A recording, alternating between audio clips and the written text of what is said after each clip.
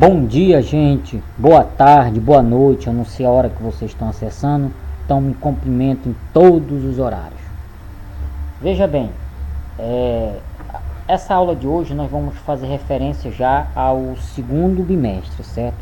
Quando estava no início da pandemia, na nossa última aula, eu comecei a falar sobre os métodos especiais, mas foi quando iniciou e aí nós paramos, certo? Então nós vamos iniciar com essa aula falando a respeito dos métodos especiais. Espero que vocês entendam. Essa primeira aula aqui nós vamos ver uma aula teórica mostrando o que são, como funciona. Nossa próxima aula nós vamos estar aí tentando já desenvolver um projeto a respeito disso, certo? Como se deve usar, como realmente isso acontece na prática. Tudo bem? Vamos lá então. Eu sou o professor Reginaldo e essa turma é a de vocês, Informática Subsequente 2019. Vamos lá, tudo bem? Então, olha, os métodos especiais, para que eles servem? Imagine que você tem uma empresa ou o próprio banco, né, onde você tem suas contas. Imagine se qualquer um tivesse acesso direto a essas contas, sem que tivesse nenhuma proteção. Isso seria muito fácil, né, de cometer delitos bancários, certo? Imagine que se você pudesse tirar no banco, você chegasse lá, abrisse o caixa lá atrás e tirasse o que você quisesse, ou colocasse o que você quisesse. Então, com certeza, muitas pessoas agiriam de má fé. Então, os métodos especiais, ele vem justamente para isso, para nos ajudar, para nos dar mais segurança com as nossas transações bancárias e também nossos dados que são jogados aí nas redes das internet. Tudo bem? Então, veja bem, nós possuímos esses dois métodos que nós vamos falar. Os métodos GET e os métodos SET. Ou simplesmente alguns chamam de GET e SET. Temos os métodos acessores, que são os GETs, e os métodos modificadores, que são os métodos SET. Certo? Então, o método GET. O método GET, ou simplesmente chamado de GET, eles fazem o que? Este método ele irá verificar um valor. Ele sempre terá um retorno. Ele vai retornar como um string. Que é um string? Nós vimos, né? Pode ser uma cor, é uma letra, é um valor, como é que se diz? Um nome. Pode ser uma cor, pode ser um tipo de ponta, o nome ponta, cor, não sei. Certo? A ponta amarela, uma ponta do meu lápis é verde, tipos assim. E aqui é um número inteiro, não é isso? Um número inteiro. Isso é o float. Você já sabe que isso aqui vai ser o que? Nós temos um número real, ou pode ser também um teste lógico. Vai depender de como você configura lá na classe para depois chamar isso lá num objeto, como nós fazemos. Certo? Imagine que nós temos aqui uma mesa. Essa mesa tem lá um bocado de prova e você vai pegar a sua prova. Mas no entanto, na hora que você chega nessa mesa, tem prova de matemática, português, história, e você vai pegar uma de matemática. Mas no vulco você pega também uma de história. E aí, o que acontece? Vai dar problema.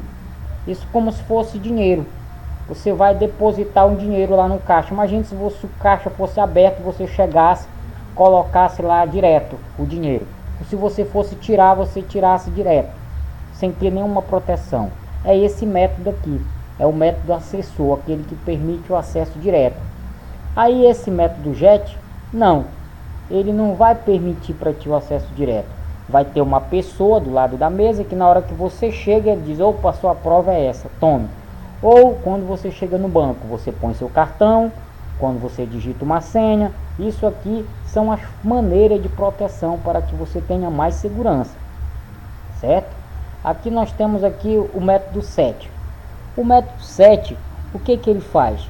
Os métodos SET, eles sempre vão retornar como é que se diz? O método SET nós dizemos que eles são void. Quer dizer, o que é void? Sem retorno. Ele não retorna como o método GET. O método GET tem retorno. Já o método SET, ele vai permitir o que? Que você modifique algo da classe. Você modifica na classe para que você possa chamar lá no objeto. Obrigatoriamente eles têm que receber um argumento, ou seja, que será um novo valor do campo, e assim sucessivamente, certo? Olha aqui, no caso, voltando aqui, a mesa. Quando, imagine que você vai no banco, aí você vai colocar R$ 50 no banco, só que você coloca mais um, R$ 50 mais um. Então, toda vez, quando for fazer a programação, nós temos que estar fazendo esse detalhe de acrescentar esse mais um no método tradicional, mas no método que nós utilizamos a proteção, no caso não, nós vamos colocar só a mesa, o comando aqui, que é o set total de prova, e aqui a quantidade de prova, e ele já sabe que tem que somar, porque lá nas entrelinhas o programador já colocou isso para facilitar a vida, entendeu? Imagine aqui, ó, isso aqui nós já vimos, né, que são os público, protegido, privado.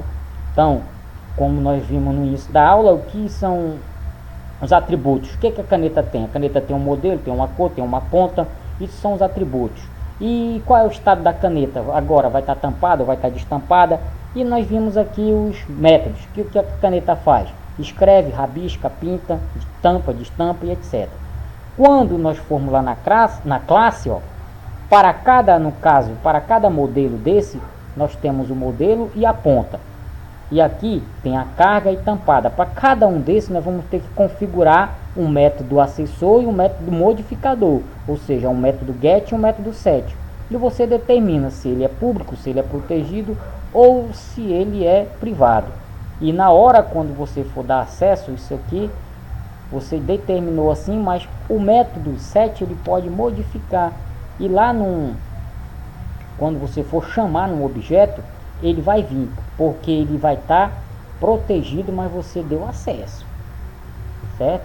Olha, aqui na caneta, no caso, nós temos a classe caneta, e você tem um modelo, que é um caractere, a ponta, que é um número real. Então, o que você vai fazer aqui, ó? Público, né? Que é a visibilidade pública, é o método, que é o get, né? Get modelo. Aí retorna ao modelo, ó, no método get sempre vai retornar. E fim do método. O método set, que também você colocou como público, nós colocamos aqui como público. Então aqui, ó, na hora que eu fizer isso aqui, ele vai chamar esse caractere, que nós chamamos de M. Esse caractere pode ser o que? O modelo, que é uma caneta cristal, uma caneta compacta, eu não sei. E o get ponta, que vai retornar a ponta quando você chamar. Ah, professor, o que é retornar? O que é essa questão de retornar de IP real? Você vai ver na prática. Isso aqui nós estamos fazendo a teoria para que você já comece a ter uma base de como isso funciona. Mas na próxima aula nós vamos estar vendo isso com mais detalhe. Certo? Olha só aqui um exemplo básico. Imagine aqui, ó. Imagine não. Vamos dizer que nós temos isso aqui. Nós abrimos o NetBeans, nós criamos essa classe e lá na nossa configuração do objeto, olha o que nós fizemos. Nós falamos só o seguinte: C1 igual a nova caneta. Colocamos que nossa caneta vai ter um modelo, vai ter uma ponta, ó, 7 modelos, 7 pontas. Isso aqui modifica. E nós colocamos o que vai permitir acesso. A caneta vai o que? Escrever, e a caneta vai escrever. É isso? Jet modelo, escreva jet modelo, escreva 7 pontos. Então, com isso, quando nós chamarmos ele vai fazer esse objetivo aí.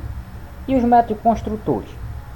Para que servem os métodos construtores? Gente, os métodos construtores nada mais é para facilitar o nosso trabalho.